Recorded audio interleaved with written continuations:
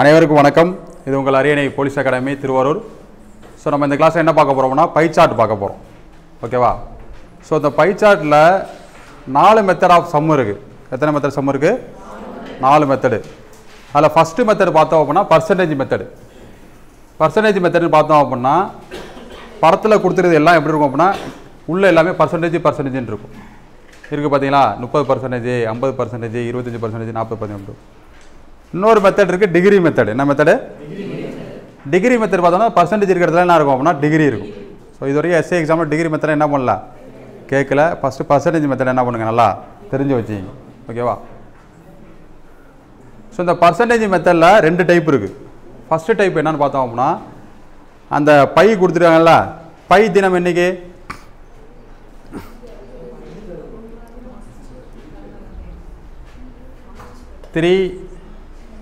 பையோட மதிப்பு என்னது? 3.14. 2 மதிப்பு இருக்கு. என்ன இருக்கு? மார்ச் 14ஆம் தேதி ஒரு பை தினம். 22/7. 7வது மாதம் என்ன மாதம்? ஜூலை 22 ஒரு பை தினம். ஜூலை 22 வேற என்ன ஸ்பெஷல் இருக்கு? தேசிய கொடி ஏற்றுக்கொள்ளப்பட்ட நாளா? அது கொடி நாள் கிடையாது, தேசிய கொடி ஏற்றுக்கொள்ளப்பட்டது.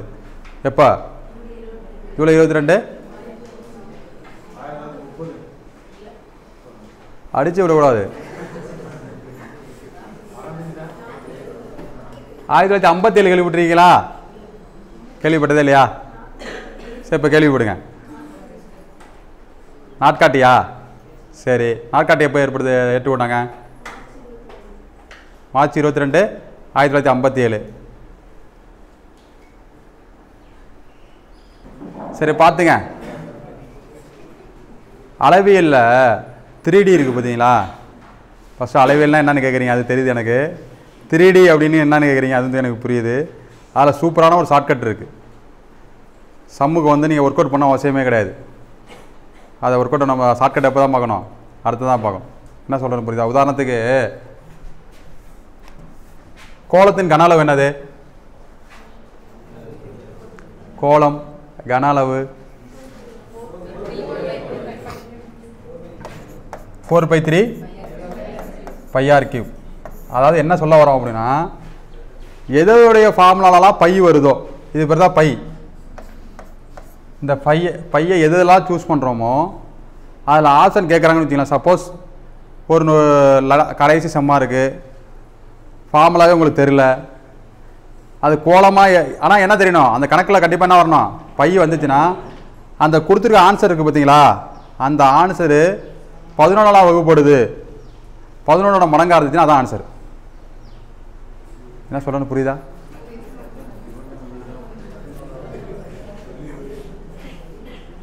சரி, ரைட்டு. பை சார்ட்டில் 2 types of sum. First type என்ன அப்படின்னு பார்த்தோம்னா கொடுத்துருக்கிற பை சார்ட்டில் பர்சன்டேஜ் என்னது? உள்ள எல்லாமே பர்சன்டேஜாக இருக்கும். அடுத்தது ஃபஸ்ட்டு டைப் என்ன அப்படின்னா இதில் உள்ள பர்சன்டேஜ்லாம் கூட்டினா 100 வரும். கூட்டி பாருங்கள், வருதான்னு பாருங்கள். வருதா? 30,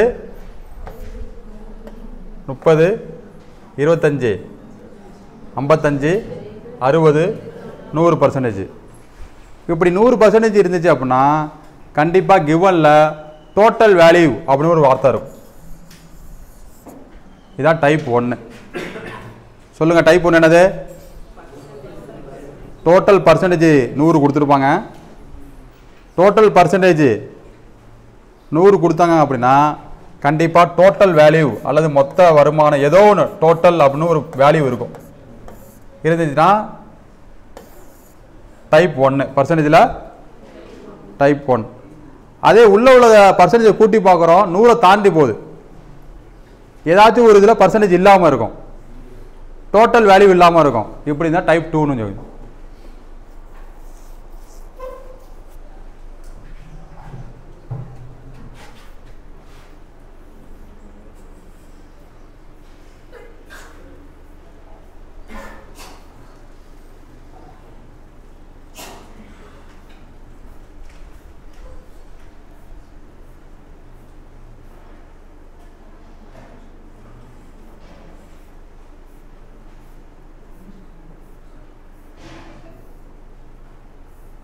என்ன ஜஸ்ட்ண்ணே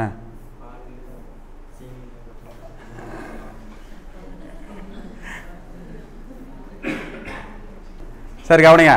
இதான் டைப் 2 பர்சன்டேஜில் டைப் 2ல் உள்ள டயக்ராமை பாருங்கள். என்ன டிஃப்ரெண்ட்டாக இருக்குது?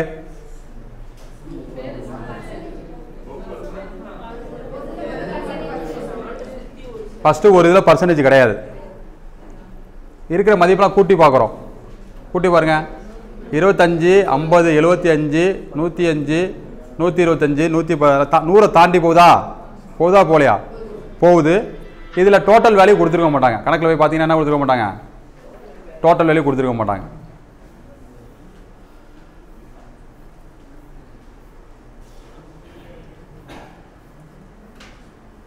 இதில் பார்த்தீங்கன்னா டோட்டல் வேல்யூங்கிறது என்ன பண்ணிட மாட்டாங்க? கொடுத்துருக்க மாட்டாங்க. இப்போ சொல்லுங்கள், பை சார்ட்டில் எத்தனை டைப் ஆஃப் சம் இருக்குது? 2 டைப்பு. ஒரு டைப்பு பார்த்தீங்கன்னா படத்தில் எல்லா வேல்யூலையும் பர்சன்டேஜ் இருக்கும், டோட்டல் வேல்யூன்னு கொடுத்துருப்பாங்க. இன்னொரு டைப்பு படத்தில் உள்ளதில் ஏதோ ஒரு இடத்துல பர்சன்டேஜ் வேல்யூ இருக்காது, டோட்டல் வேல்யூ என்னது இருக்காது. ஃபஸ்ட்டு கணக்கு பாருங்கள். ராஜி என்ற ஒருவரின் மாத வருமானம் 50,000. அந்த வருமானத்தை என்ன பண்ணியிருக்காங்க அப்படின்னா ஒரு கிராஃபிக்கல் ரெப்ரசன்டேஷன், ஒரு பை சார்ட்டில். இந்த பை சார்ட் எதுக்கெலாம் யூஸ் ஆகும் அப்படின்னா ஒருத்தருடைய மாத சம்பளம், ஒரு கம்பெனியில் மேனுஃபேக்சரிங் பண்ண ப்ராடக்ட்டு, இல்லை ஒரு தமிழ்நாட்டில் அதர் ஸ்டேட்டில் நடந்த க்ரைமு, இதெல்லாம் ஒரு ப்ரெசன்டேஷன் கொடுக்குறது என்ன ஆகும்? கொடுக்குறது. ஓகேவா? ஸோ இது பர்சன்டேஜாக பார்த்தோம்னா டோட்டல் வேல்யூவாக கூட்டி பார்த்தா 100 இருக்கும். என்ன இருக்கும்? 100 இருக்கும். ஃபஸ்ட்டு பாருங்கள், அவருடைய சம்பளம் எப்படி? சம்பளத்தில் என்னென்னலாம் பண்ணுறாரு? மருத்துவத்துக்காக 25% என்ன பண்ணுறாப்புல செலவழிக்கிறாரு, 30% சேமிக்கிறாரு, இதர செலவுகள் 5%, கல்விக்காக 40%. இப்போ கேள்வி இந்த டயக்ராமை வச்சு என்னென்ன கேள்வி கேட்பாங்கன்னா ஃபஸ்ட்டு நேரடி கேள்வி. என்ன கேள்வி? நேரடி கேள்வினா ஒன்றும் கிடையாது. டேரெக்டாக யார் ராஜு அப்படிங்கிறவர் எவ்வளவு தொகை சேமித்துள்ளார்? ஃபஸ்ட்டு கேள்வி பாருங்கள். ராஜு என்பவர் எவ்வளோ பணத்தை கல்விக்காக செலவிடுகிறார்? இதான் என்னது நேரடி கேள்வி. ஆனால் இதில் என்ன கொடுத்துருக்காங்க அப்படின்னா கிவன் கொஞ்சம் பார்க்கணும். கிவன் மாத வருமானம் 50,000, ஆனால் அவங்க கேட்டிருக்கிறது ஆண்டு இருக்குது. இதுமாதிரி சின்ன ஒரு ட்விஸ்ட் பண்ணுவாங்க. என்ன சொல்கிறேன்னு புரியுதா உங்களுக்கு? கேள்வியை பாருங்கள்.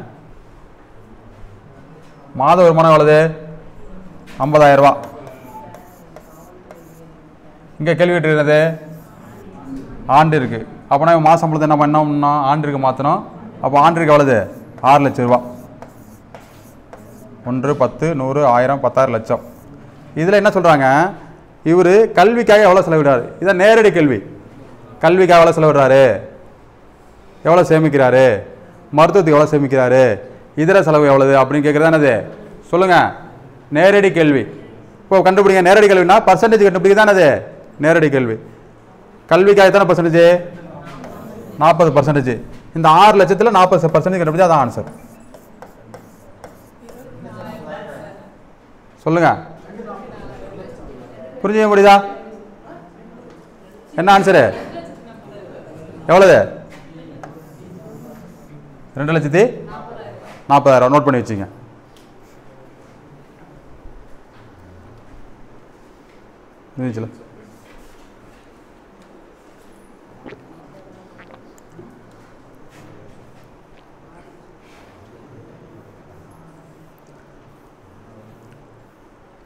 ராஜி என்பவர் தன் மருத்துவ செலவிற்கு 6 மாதம் ஒரு முறை எவ்வளோ தொலை செலவிடுகிறார்? அங்கே இயர்லி கேட்டுருந்தாங்க, இங்கே 6 மந்த்து ஒன்ஸு.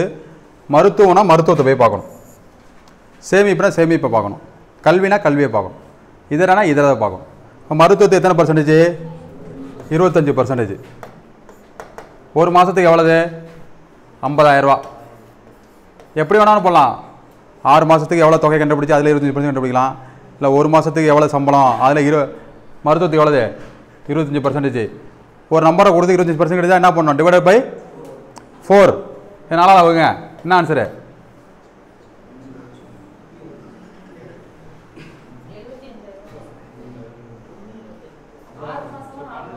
இல்லை, ஃபஸ்ட்டு 50,000க்கு 25% எவ்வளவு?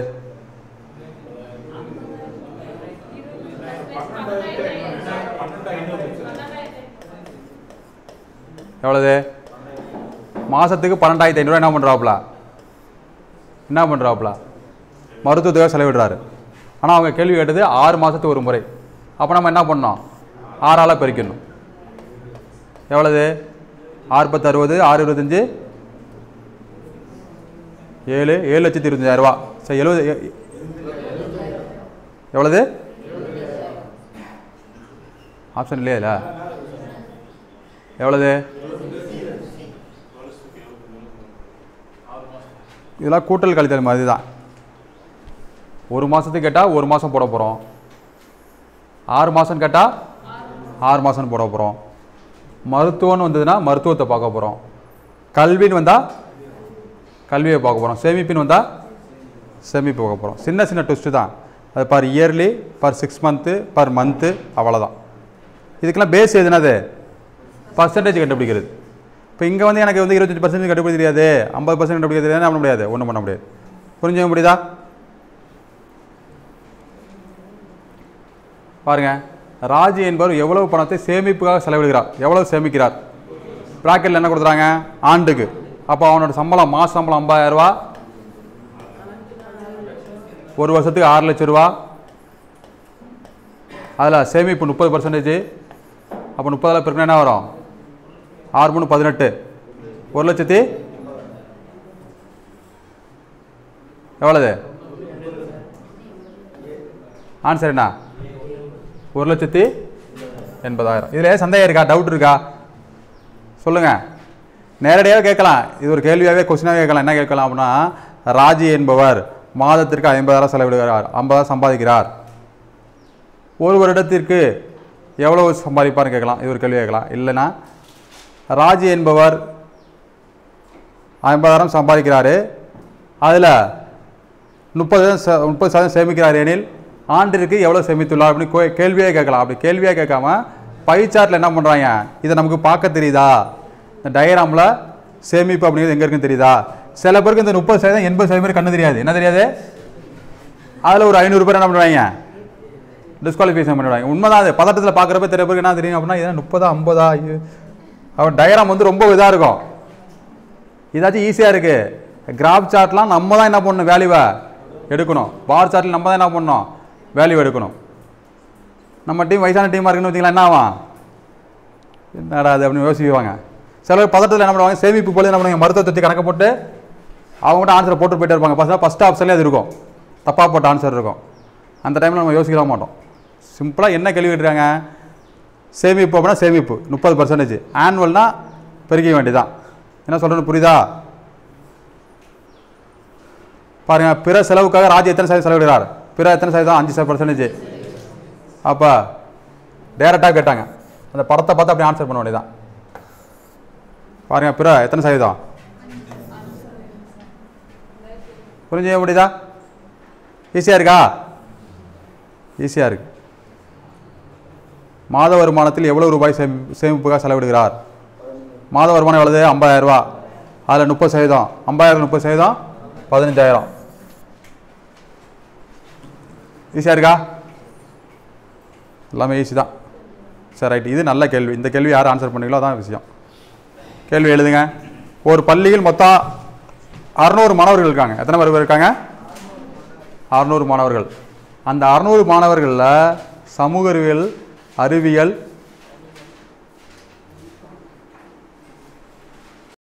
ஸோ கேள்வியை பாருங்கள். ஒரு பள்ளியில் மொத்தம் 600 மாணவர்கள் உள்ளனர். வரைபடத்தை உற்று நோக்கி கேட்கப்பட்ட கேள்விகளுக்கு பதிலளிக்கணும். வரைபடம் என்ன சொல்லியிருக்கு அப்படின்னா, அந்த 600 பேரில் 200 பேர் மட்டும் 100க்கு 100 எடுத்துருக்காங்க. அந்த 100க்கு 100 எடுத்ததில் அறிவியலில் 25%, 100க்கு 100, கணிதத்தில் 35%, 100க்கு 100, சமூக அறிவியலில் 22%, 100க்கு 100, மொழி பாடத்தில் 18%, 120. ஸோ என்னுடைய இப்போ ஃபஸ்ட்டு கேள்வி என்ன அப்படின்னா, அறிவியலில் 100க்கு 100 எடுத்தவர்கள் எத்தனை பேர்? அப்படின்னா என்ன பண்ணோம், 200ல் 25% பார்க்கணும். இந்த 200 எங்கேருந்து வந்துச்சு? இந்த 200 பேர் தான் 100க்கு 100 எடுத்துருக்காங்க. அப்போ 200ல் 25% எவ்வளவு? 25 என்ன பண்ணோம், 4ஆல் வகுக்கணும். 4ஆல் வகுத்தா எவ்வளவு? 50 பேர். ஓகேவா? இல்லை சந்தேகம் இருக்கா சொல்லுங்க. இப்போ ஸ்கூலில் இருக்கிறது மொத்தம் 600 பேர். அந்த 600 பேரில் 200 பேர் தான் என்ன பண்ணிடுறாங்க 100 எடுத்துறாங்க. அந்த 100 எடுத்ததில் அறிவியலில் 25%, சமூக அறிவியலில் 22%, கணிதத்தில் 35%, மொழி பாடத்தில் 17%. இப்போ கேள்வி என்னன்னா, அறிவியல் பாடத்தில் 100 எடுத்தவர்கள் எத்தனை பேர்? அறிவியல் பாடத்தில் 100 எடுத்தவங்க எத்தனை பர்சன்டேஜ்? 25%. மொத்தம் எத்தனை பேர்? 200 பேர். அந்த 200 பேரில் 25% கண்டுபிடிச்சோம்னா பொதுவாக 200 × 25 கண்டுபிடிங்க, 2 50. ஓகேவா? அடுத்து கணிதத்தில் 100 எடுத்தவங்க, இந்த டயக்ராம் உள்ளது வந்து இந்த 200 பேருக்கு தான் கொடுத்துருக்காங்க. நல்லா தெரிஞ்சு வச்சுங்க. எது கொடுத்துருக்காங்க? 600க்கு கொடுக்கல. புரிஞ்சுக்க முடியுதா? ஸோ இப்போ பாருங்கள், கணிதத்தில் இது வந்து டேட்டா குழப்புற மாதிரி, ஒரு மேலே ஒரு டேட்டா கொடுத்துட்டு கீழே ஒரு டேட்டா கொடுத்து நம்மளை கன்ஃபியூஸ் பண்ணுற மாதிரி. சில பேர் 200 எடுக்காமல் என்ன பண்ணிவிடுவாங்க, 600 எடுத்து போட்டுருவாங்க. வீட்டுக்கு வந்த பிறகு தான் பார்த்த பிறகு தான் என்ன தெரியும், 200 ஒன்று வந்திருக்கு. அதுதான் குறிப்பு. இந்த குறிப்பு தான் ரொம்ப முக்கியமானது. இந்த பை சார்ட்டில் இந்த குறிப்பு ஸ்கேல் கொடுத்துருப்பாங்க. என்ன கொடுத்துருப்பாங்க அப்படின்னா, அவங்க சொல்லியிருப்பாங்க, இங்கே 1னா 100ன்னு எடுத்துங்க. அப்படின்னா நம்ம எதை எடுத்துக்கணும்? எங்கெல்லாம் 1னா 100னா 2 என்ன பண்ணோம்? இப்போ கிராஃப் வரைகிறப்ப ஸ்கேல் வச்சு வரையும் பார்த்துருக்கீங்களா? 1 சென்டிமீட்டர் வந்து 100 சென்டிமீட்டர் எடுத்துங்க. சரி, ரைட்டு. பாருங்கள், கணிதத்தில் எத்தனை பேர் 100? 100 70 பேர். மொழி பாடத்தில் 36. 2ஆல் பிரிக்க வேண்டியதான். கரெக்டா? இது இப்போ கூட்டி பாருங்கள், 44, 94, 164, 200 வருதா? புரிஞ்சுச்சா?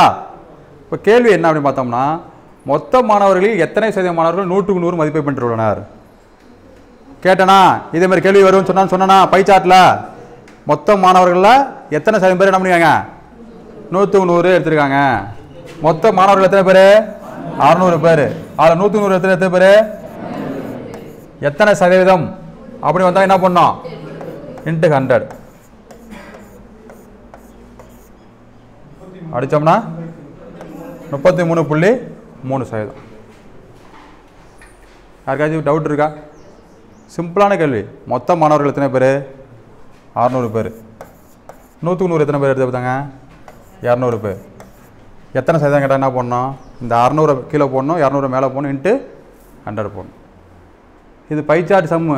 ஆனால் பர்சன்டேஜ் தெரிஞ்சால் தான் என்ன பண்ண முடியும்? இதை போட முடியும். ஒர்க் அவுட் பண்ணி நீங்கள் எழுதி வச்சுக்கிங்க.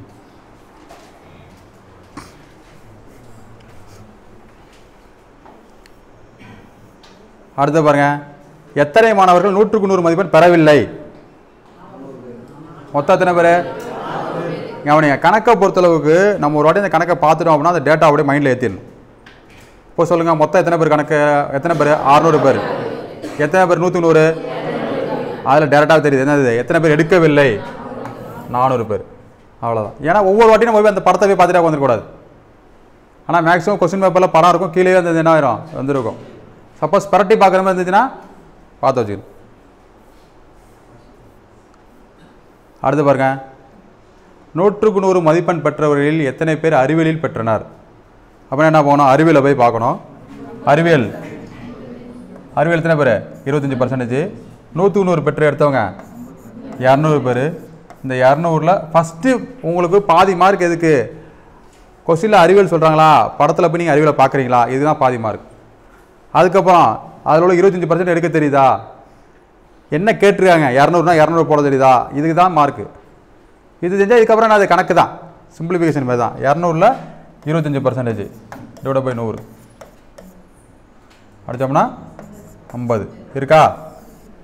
இதில் சந்தேகம் இருக்கா? டவுட்டுக்கு வேலையே கிடையாது. ஆனால் சில பேர் என்ன பண்ணுவாங்க, திடீர்னு 600 எடுத்துங்க என்ன பண்ணிவிடுவாங்க, ஒர்க் அவுட் பண்ணிவிடுவாங்க. சில பேர் அறிவியலில் உள்ள 25% எடுக்கிறது கணிதத்தில் 35% என்ன பண்ணுவாங்க. இதை தப்பு பண்ணுறது. என்னென்ன தப்பு பண்ணுவாங்க அப்படின்னு சொல்கிறோம். தப்பு பண்ணுறதுக்காக தான் இந்த 600 ஒன்று கொடுத்துருக்காங்க, 200 ஒன்று கொடுத்துருவாங்க. எத்தனை சதவீதம் பேர் மொழி பாடத்தில் 100க்கு 100 மதிப்பெண் பெறவில்லை? அப்படின்னா என்ன பண்ணோம்? மொழி பாடத்துக்கு போனோம். மொழி பாடத்தில் பெற்றவர்கள் 18%. அப்போ பெறாதவர்கள் 100ல் கழிச்சுக்கணும். 100ல் கழிச்சா அவ்வளோது 82%. பெற்றவர்கள் 18%, பெறாதவர்கள்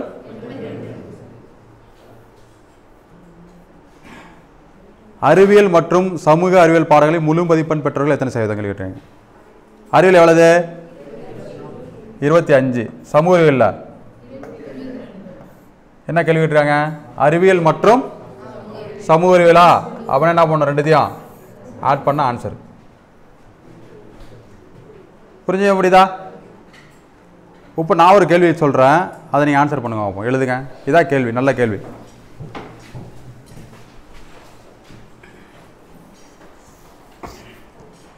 இண்டிவிஜுவலாக உங்கள்கிட்ட ஆன்சர் கேட்பேன், நீங்கள் என்ன பண்ணணும்? இண்டிவிஜுவலாக சொல்லுங்கள், ஆன்சர் சொல்லணும். அதான் முக்கியமானது.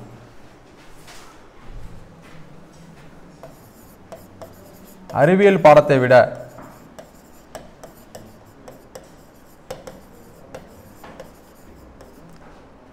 கணித பாடத்தில்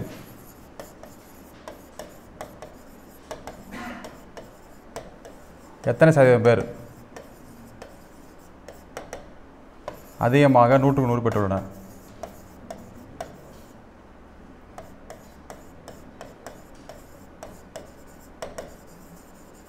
இண்டிவிஜுவலாக நீங்கள் சொல்லணும்னா நான் தனித்தனியாக கேள்வி வைப்பேன். அவசரப்பட்டு கணக்கை போட்டு நீங்கள் சொல்லிவிடக்கூடாது.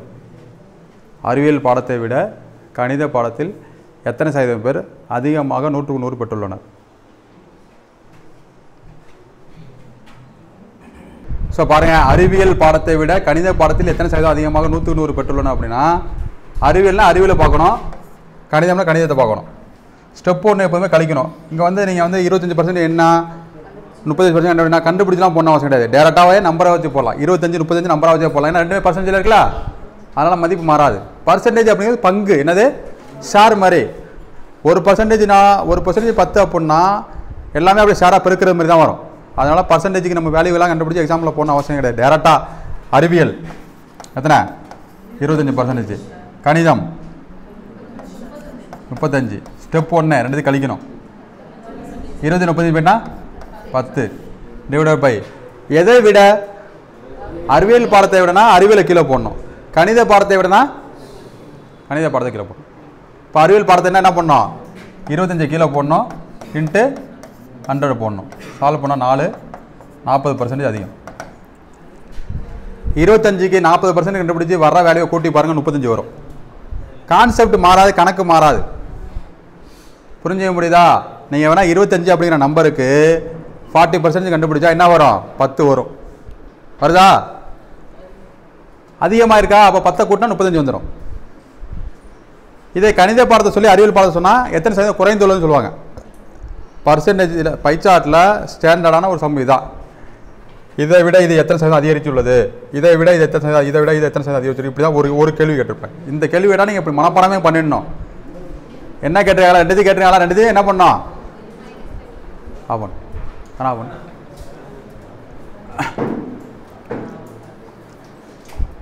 அவனிங்க என்ன பண்ணணும்? ஸ்டெப் 1 என்னது? அதான் ஸ்டெப் 1 என்ன? சம்மை பொறுத்தளவுக்கு கிவன் என்ன, டு ஃபைண்ட் ஒன் என்ன, ஸ்டெப் என்ன, அதை கண்டுபிடிச்சா கணக்கு போட்ட மாதிரி. என்ன சொல்லணும் புரியுதா உங்களுக்கு? கிவன் அறிவியல் பாடம் 25%, கணித பாடம் 35%. டு ஃபைண்டு கணித அறிவியல் பாடத்தை விட, அப்போ அறிவியல் கீழே வரணும். ஏதோ ஒன்று மேலே போட போகிறோம், ஆனால் 2 கழிச்சு போகணும். இப்போ பாருங்கள், இதே கணக்கு எப்படி போடுங்க? சமூக அறிவியல் பாடத்தை விட மொழி பாடத்தில் எத்தனை சதவீதம் குறைவாக 100க்கு 100 பெற்றுள்ளனர்? எழுதுங்க.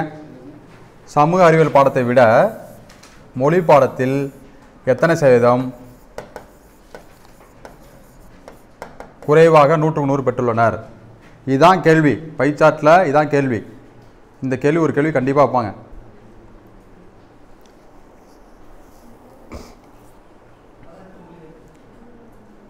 %25 வேல்யூ என்ன, 18% வேல்யூலாம் கண்டுபிடிக்கணும் அவசியம் கிடையாது. டேரெக்டாக என்ன பண்ணணும்? 22ல் 18 கழிக்கணும். 22ல் 18 கழிச்சா 4.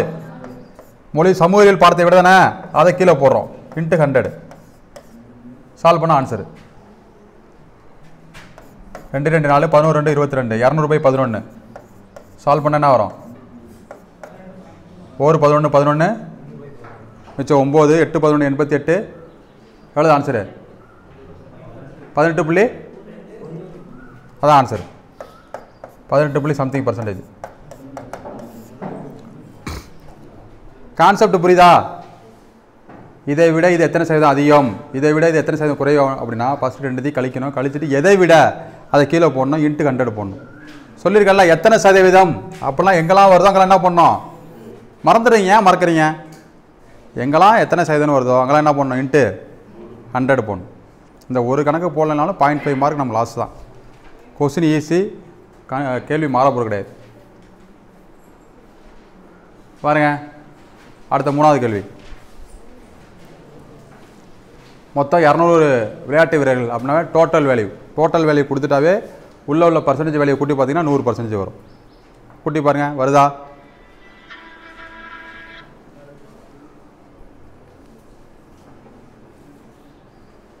ஸோ இந்த கணக்கு வந்து ரொம்ப ஒன்றும் ட்விஸ்ட்லாம் கிடையாது. என்ன கிடையாது, ரொம்ப ஈஸியான கணக்கு தான் அது. மொத்தம் 200 விளையாட்டு வீரர்கள் ஒரு அகாடமியில் இருக்காங்க. அது பின்னொரு வரைபடத்தை கருத்தில் கொண்டு நம்ம என்ன பண்ணணும், விளையாடிக்கணும். ஃபஸ்ட்டு நேரடி கேள்வினா டேரெக்டாகவே கேட்குறதான். கிரிக்கெட் எத்தனை பேர் விளாட்றாங்க, ஹாக்கி எத்தனை பேர் விளாட்றாங்க, கால்பந்து எத்தனை பேர் விளாட்றாங்க, இதர விளையாட்டுகள் எத்தனை பேர் விளாட்றாங்க கண்டுபிடிங்க. மொத்தம் எத்தனை பேர், 200ஆ? ஸோ அப்போ கால்பந்து 200னா 25% எத்தனை ஆகணும், 4 ஆகணுமா? எத்தனை பேர், 50 பேர். கரெக்டா? 10% 20 பேர், 20% 40 பேர், 45னா 90 பேர். அவ்வளோதான். கூட்டி பாருங்கள் எத்தனை வருது, 200 வருதா? 4 கேள்விக்கு ஆன்சர் முடிஞ்சிட்டு. புரிஞ்சுக்க முடியுதா? இப்போ நம்ம கேள்வி என்ன கேள்வி, ஹாக்கி விளையாட்டை விட எழுதுங்க. ஹாக்கி விளையாட்டை விட கால்பந்து விளையாட்டை எத்தனை சதவீத மாணவர்கள் குறைவாக விளையாடுகிறார்கள்?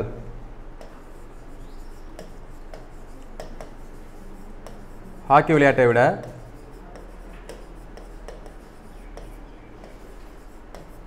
என்ன கேள்வி இருக்கும், எந்த ஒரு விளையாட்டு கால்பந்து விளையாட்டை எத்தனை சதவீதம் பேர், குறைவுனா குறைவு, அதிகம்னா என்னது, அதிகம். ஸோ ஹாக்கி எவ்வளோ, 45, கால்பந்து 25%. இப்போ என்ன ஸ்டெப் 1 என்ன பண்ணோம், 45ல் 25 கழிக்கணும். 45ல் 25 கழிச்சிட்டோம்னா என்ன ஆன்சரு சொல்லுங்கள், 20. எதை விட, ஹாக்கி விளையாட்டை விட. அப்போ ஹாக்கி எவ்வளவு, 45 கீழே போட போகிறோம், 20 மேலே போட போகிறோம். எத்தனை சதவீதங்களாக வருது என்ன பண்ணிட்டு 100 போட போகிறோம். ஸோ ஆன்சர் சால்வ் பண்ண என்ன வருது சொல்லுங்கள், 44.4%. இந்த கணக்கு இப்போ உங்களுக்கு மறக்கவே மறக்காது, அப்படி தானே? மறந்துடுமா? சரி, இனிமேலும் மறந்துடும் அப்படின்னா ஒன்றும் பண்ண முடியாது. இந்த கணக்கு கேட்டால் சிம்பிளாக ஸ்டெப் 1 ஸ்டெப் 2 போட்டு அடிச்சு வச்சுட்டு போயிட்டே இருக்கணும். அவ்வளோதான், மறந்துடக்கூடாது. ரொம்ப ஈஸியானது. இப்போ அடுத்த வேறு எப்படிலாம் அந்த பைச்சார்ட்டில் கொஸ்டின் கேட்குறாங்கன்னா எழுதிங்க. கால்பந்து விளையாட்டை விளையாடுபவர்களுக்கும் கிரிக்கெட்டை விளையாடுபவர்களுக்கும் இடையே உள்ள விகிதம் என்னது, ரேஷியோ வச்சு ஒரு கேள்வி. பைச்சார்ட்டில் ரேஷியோ வச்சு இப்படி தலைப்படுங்க, விகிதம் போட்டு அண்டர்லைன் பண்ணி வச்சுங்க. கால்பந்து விளையாட்டை விளையாடுபவர்களுக்கும் கிரிக்கெட் விளையாட்டை விளையாடுவதற்கும் இடையே உள்ள ரேஷியோ என்ன? கால்பந்துனா ஃபுட்பாலு, ரேஷியோ கிரிக்கெட்டு. நல்லா தெரிஞ்சுங்க. இதில் நம்ம என்ன பண்ணோம் அப்படின்னா, அவங்க ஃபஸ்ட்டு கால்பந்து தான் போடணும், கிரிக்கெட்னா என்ன பண்ணுவாங்க அப்படின்னா, இப்போ கவனிங்க, ஃபுட்பால் எத்தனை பர்சன்டேஜ், 25%. ரேஷியோனா 2 புள்ளி வச்சுக்கணும். கிரிக்கெட்டு இப்படி எழுதிட்டு இதை ஒரு காமன் நம்பரால் நம்மளால் அடிக்க முடியாது. என்ன பண்ணோம், அடிக்கணுமா? 5 4 இப்போ இதான் ஆன்சரு. நீங்கள் ஆப்ஷன் ஏல போய் பார்த்தீங்க அப்படின்னா 4:5 ஆப்ஷன் சி. இப்போ நம்ம இதில் இது ரெண்டும் ஒன்றா வேறு வேறையா, வேறு இதுதான் அடிக்கணும். அவசரப்பட்டு 4:5 என்ன பண்ணிடக்கூடாது, அடிச்சிடக்கூடாது. நிறைய பேர் அவசரத்தை என்ன பண்ணுவாங்க, 4:5 5:4 ஒன்று நினச்சி என்ன பண்ணுவாங்க, அடிச்சிடுவாங்க. ரேஷியோ சிம்பிளாக என்ன பண்ணணும், 2 இதை எடுத்து ரேஷியோ சிம்பிள் கொடுத்து காமன் நம்பரால் அடிக்கணும். அடிக்க முடிஞ்சால் அடிக்கணும், அடிக்க முடியலன்னா புரிஞ்சுக்க முடியுதா? புரியுதா புரியலையா? பை சார்ட்டில் என்னென்ன மாதிரிலாம் கேட்பாங்க அப்படின்னா, ஒன்று ரேஷியோ வச்சு, இன்னொன்று டேரக்ட் கேள்வி. இந்த இதெல்லாம் போட்டுருக்கோம்ல, இதெல்லாம் டேரக்ட் கேள்வி. கிரிக்கெட் எத்தனை பேர் விளையாடுறாங்க, ஹாக்கி எத்தனை பேர் விளையாடுறாங்க, கால்பந்து எத்தனை பேர் விளையாடுறாங்க. இல்லைன்னா இன்னும் எப்படி கேள்வி வைப்பாங்க, ஹாக்கி மற்றும் கால்பந்து மற்றும் அப்படின்னா ஆட் பண்ணி சொல்லணும். என்ன பண்ணணும், இல்லை டேரெக்டாகவே கொஸ்டின் கேட்கணும். அப்படின்னா ஹாக்கி எத்தனை சதவீதம் பேர் விளாட்றாங்க, படத்தை பார்த்து அப்படியே சொல்கிறதா எதாவது. இது அடுத்த ஒரு மாடல், அப்டேட்டான மாடல். இதை விட இது எத்தனை சதவீதம் அதிகம் குறைவு. புரிஞ்சுக்க முடியுதா? ஸோ இப்போ எக்ஸாமில் கொஸ்டின் கேட்ட கொஸ்டின் பார்ப்போமா, எப்படி கேள்வி கேட்டிருக்காங்கண்ணே.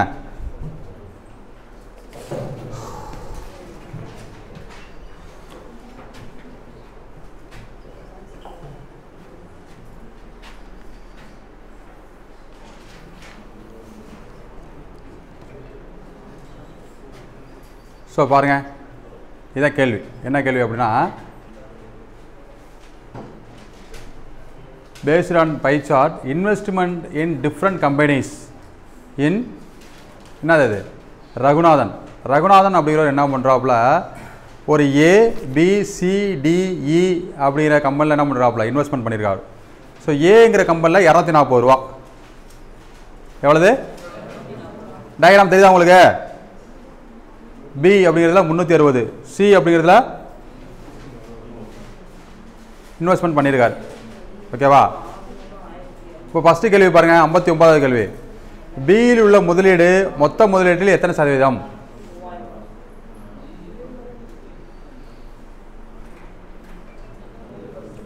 கேள்வி என்னது? பியில் உள்ள முதலீடு மொத்த முதலீட்டில் எத்தனை சதவீதம்? இப்போ என்ன பண்ணோம், மொத்தத்தை ஃபஸ்ட்டு ஆட் பண்ணோம். என்னது, ஒரு 240, ஒரு 360, 600, 900, 570, 330 ஆட் பண்ணுங்க. 7, 13, 20க்கு 0, பாக்கி 2, 5, 7, 10, 16, 25, 30. எவ்வளவு? 3000 ரூபா. டோட்டல் வேலை எவ்வளவு? 3000 ரூபா. இந்த 3000 தான் எவ்வளவு? 100%. புரிஞ்சுக்க முடியுதா? புரியலையா? இந்த 3000 எங்கேருந்து வந்துச்சு? இந்த வேலையெல்லாம் கூட்டினாதது 3000 ரூபா. இப்போ என்ன கேட்குறாங்க, பியில் உள்ள முதலீடு மொத்த முதலீடு எத்தனை சதவீதம்? மொத்த முதலீடு 3000 ரூபா. அதில் பியில் எவ்வளவு? 360 ரூபா. எத்தனை பர்சன்டேஜ் கேட்குறது? என்ன பண்ணோம்? இன்ட்டு 100. ஸோ எந்த கணக்கு கேட்டுருக்காங்க தெரியுதா? எந்த கணக்கு கேட்டுருக்காங்க? நம்ம போட்டுருக்காங்க தான் கேட்டுருக்காங்க. சால்வ் பண்ணுங்க. இது அடிச்சிடலாம். இந்த 2 0க்கு இந்த 2 0 அடிச்சிடலாம். 1 3 3 12 3 36. ஆன்சர் என்ன? 12%. ஸோ மொத்தம் முதலீடு பர்சன்ட் எப்படி தெரியணும்? எல்லாத்தையும் கூட்ட தெரியணும். அதில் என்ன கேட்டிருக்காங்க? பியுடைய வேல்யூ எவ்வளவு? 360. அதை கண்டுபிடிக்கணும். சிம்பிளாக கேள்வி கேட்கலாம். 3000ல் 360 எவ்வளோ கேள்வி கேட்டு போயிட்டே இருக்கலாம். ஆனால் கேள்வி என்ன பண்ணுறாங்க, இது ஒரு பை சார்ட்டு கொடுத்து இதை தனியாக ப்ரெசன்டேஷன் பண்ணி அதில் கேட்டிருக்காங்க. இதில் சந்தேகம் இருக்கா? புரிஞ்சுச்சா? எவனையா சேம் கொஸ்டின் தான் அடுத்த கொஸ்டினும். என்ன கொஸ்டின் கேட்டிருக்காங்க, மொத்த முதலீட்டில் இ நிறுவனத்தில் உள்ள முதலீட்டின் சதவீதம். அப்போ ஏற்கனவே என்ன பண்ணிட்டோம், மொத்தம் கண்டுபிடிச்சிடும் 3000. இ எவ்வளவு? 570 இன்ட்டு எவ்வளவு? 100. 2 0 2 0 அடிச்சிடும். இது அடிச்சிடலாம். ஸோ 1 3 3 9 3 20. எத்தனை பர்சன்டேஜ்? 19%. எங்கே இருக்குது? ரெண்டுமே ஃபஸ்ட் ஆப்ஷனாக இருக்குது. அதுலேயும் ஏ, இதுலேயும் ஏ. நான் ஏ தான் சார் அடி பண்ண நினைச்சிட்டு வந்தேன் சார். நான் கணக்கெலாம் போடலாம் மாட்டேன், ஏ மட்டும் தான் அடி பண்ண நிறைய பேர் இருப்பீங்களா, அவங்களுக்கு கரெக்டாகிடும். நான் பி தான் அடிப்பேன். உங்களுக்கு ரெண்டு என்னது? இப்போ என்ன புரியுதா? இப்போ இதில் பாருங்கள், என்ன வேறு என்ன கேள்வி கேட்கலாம்? எந்த நிறுவனத்தில் அதிகமாக முதலீடு செய்யப்பட்டுள்ளது? எந்த நிறுவனத்தில்? டி. எந்த நிறுவனத்தில் குறைவாக முதலீடு செய்யப்பட்டிருக்கு? ஏ. இப்போ வேற என்ன கேள்வி கேட்கலாம்? எழுதுங்க, நம்ம கேள்வி எழுதுங்க. நம்ம கேள்வி என்னது? பி என்ற நிறுவனத்தை விட எழுதுங்க. பி என்ற நிறுவனத்தை விட சி என்ற நிறுவனத்தில் எத்தனை சதவீதம் அதிகமாக முதலீடு செய்யப்பட்டுள்ளது? பி என்ற நிறுவனத்தை விட சி என்ற நிறுவனத்தில் எத்தனை சதவீதம் அதிகமாக முதலீடு செய்யப்பட்டுள்ளது? எத்தனை சதவீதம் அதிகம் குறைவு? ஸ்டெப் 1 என்ன பண்ணோம்? கழிக்கணும். பியில் எவ்வளவு? 360. சியில் எவ்வளவு? 600. ரெண்டுத்தையும் கழிச்சோம்னா 240. ஸோ 240 மேலே போடணும். எதை விட? பி என்ற நிறுவனத்தை விட. அதை என்ன பண்ணோம்? கீழே போடணும். இன்ட்டு என்ன பண்ணோம்? 100. சால்வ் பண்ணலாம். சால்வ் பண்ணிக்க வேண்டியதான். ஸோ அடிங்க. 4 6 24, 6 6 36, 40 டிவைட் பை 6. இப்படி தானே? சால்வ் பண்ண என்ன வருது? 40 டிவைட் பை 6 அடித்தோம்னா 6 6 36. மிச்சம் 4. 6 6 30 அப்படியே போயிட்டே இருக்கும். 6.6%. எத்தனை பர்சன்டேஜ்? எல்லாருக்கும் புரியுதா? இது ஒரு கேள்வி. அடுத்து ரேஷியோவில் கேட்டோம்னா சி என்ற நிறுவனத்துக்கு டி என்ற நிறுவனத்துக்குள்ள ரேஷியோ என்ன? C is to D. C is to D. C எவ்வளவு 600, D 900 போட்டோம்னா 2:3. இவ்வளோதான் பை சார்ட்டில். இதை தாண்டி கொஸ்டின் என்ன கிடையாது, டஃப்பானது கிடையாது. ஈஸியாக இருக்கா? ஈஸியாக தான் இருக்கும்.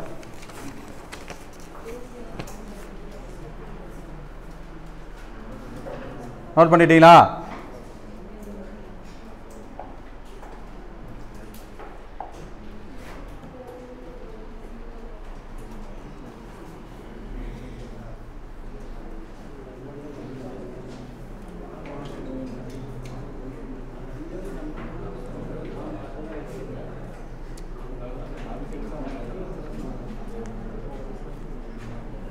இப்போ பாருங்க, பை சார்ட்டு. 4 வேட்பாளர்கள் பெற்ற செல்லுபடியாகும் வாக்குகளின் எண்ணிக்கையை குறிக்கிறது. மொத்தம் பதிவான செல்லுபடியாகும் வாக்குகளின் எண்ணிக்கை 720. அப்போ 720 தான் என்னது 100%. என்னது மொத்தம்னு சொல்லிட்டாவே அதை நம்ம என்ன பண்ணோம் 100% அப்படின்னு எடுத்துக்கணும். இதை மட்டும் மைண்டில் வச்சுங்க. என்னங்க டிகிரி? சரி ரைட், நான் சொல்லித்தரேன்.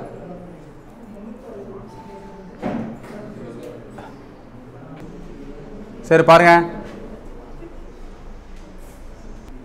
சரி இது என்ன மாதிரியான கணக்கு அப்படின்னா டிகிரியில் கேட்டிருக்காங்க. என்ன கேட்டிருக்காங்க? டிகிரியில். ஸோ இது டிகிரியில் ஃபஸ்ட்டு டைப் சம்மு. என்ன சார் டிகிரியில் ஃபஸ்ட்டு டைப் அப்படின்னா, இப்போ பை சார்ட்டில் பர்சன்டேஜில் என்னென்னா ஃபஸ்ட்டு டைப்புனா கொடுத்துருக்க பர்சன்டேஜை கூட்டோம்னா 100% வரும். டோட்டல் வேல்யூ கொடுத்துருப்பாங்க. டிகிரி அப்படின்னா உள்ளே கொடுத்துருக்க டிகிரி வேல்யூவை கூட்டணும் அப்படின்னா 360 வரும். என்ன வரும்? 360 டிகிரி வரும். கிவனில் டோட்டல் வேல்யூன்னு ஒன்று கொடுத்துருப்பாங்க.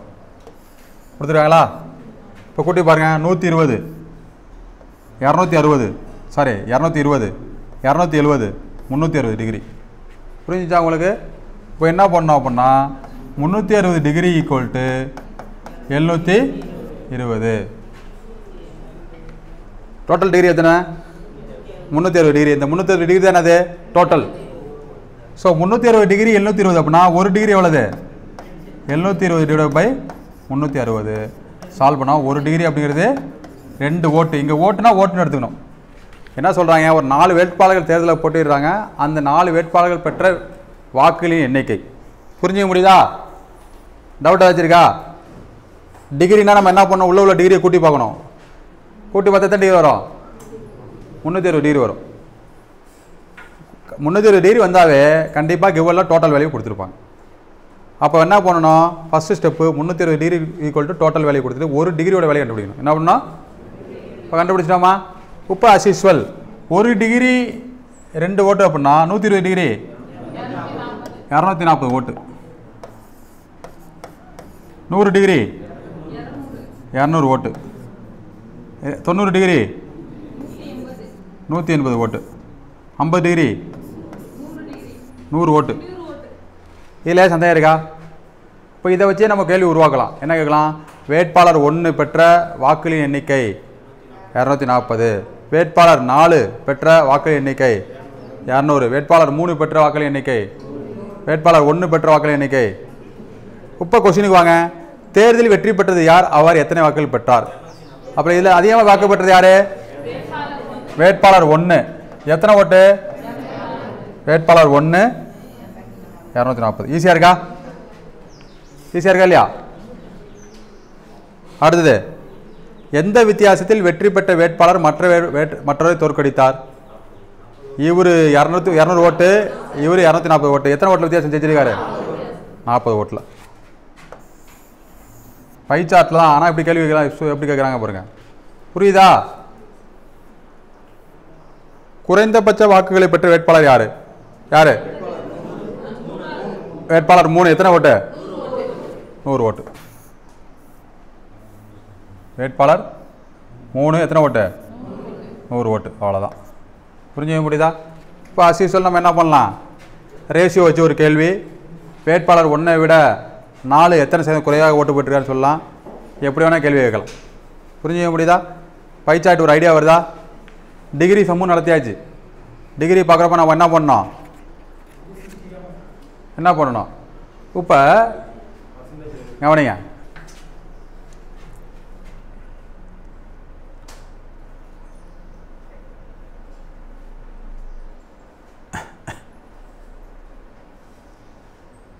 இப்போ இந்த இடத்துல என்ன நடந்துச்சு? 80 180. இப்போ இதை மட்டும் தெரிஞ்சு வச்சுங்க. என்ன அப்படின்னா டிகிரி சம்மில் டைப் 2 சம், டிகிரியில் டைப் 2,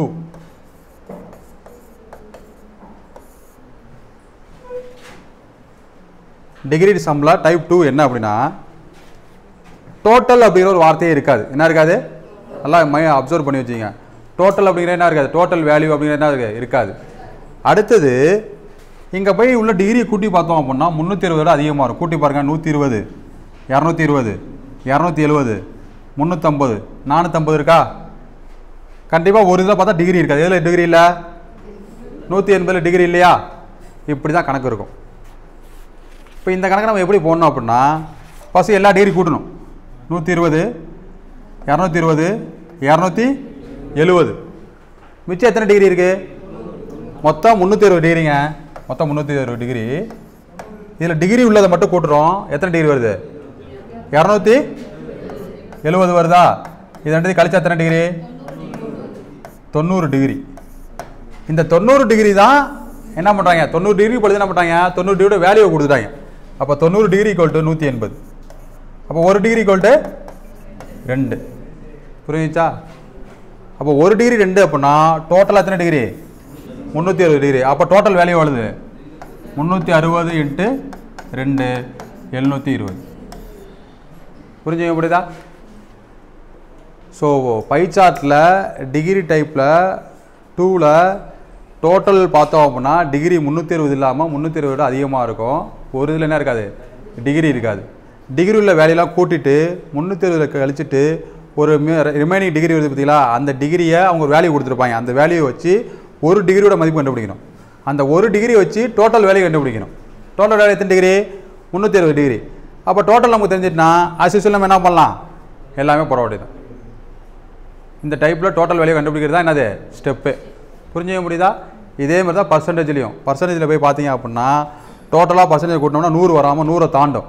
இப்போ பர்சன்டேஜ் உள்ளது மட்டும் கூட்டிட்டு 100ல் கழிச்சு ரிமைனிங் உள்ளதை இந்த பர்சன்டேஜ் வேல்யூ வச்சு டோட்டல் வேல்யூ கண்டுபிடிச்சி ஆஸ்யூஸ்வல் என்ன பண்ணணும்? கணக்கை போடணும். இதுதான் பை சார்ட்டில் உள்ள 4 டைப்பு. பர்சன்டேஜில் 2 டைப்பு, டிகிரியில் 2 டைப்பு. புரிஞ்சுக்க முடியுதா? டவுட் ஏதாச்சும் இருக்கா? சொல்லுங்கள். அவ்வளோதான். பை சார்ட் முடிஞ்சிச்சு. நிறைய சம் என்ன பண்ணுங்கள்? சால்வ் பண்ணி பாருங்கள். ஓகே தானே? அடுத்த வகுப்பில் நம்ம என்ன பண்ணுவோம்? பார் சார்ட் பார்ப்போம். என்ன பார்ப்போம்? பார் சார்ட்டு, அடுத்து கிராஃப் சார்ட்டு, அடுத்து டேபிள் சார்ட். எல்லாமே தனித்தனியாக பார்க்கணும். இதுக்கு பிறகு எல்லாமே சேம் தான். கணக்கு மட்டும் என்ன இருக்கும்? டிஃப்ரெண்ட்டாக இருக்கும். அவ்வளோதான். ஸோ நன்றி.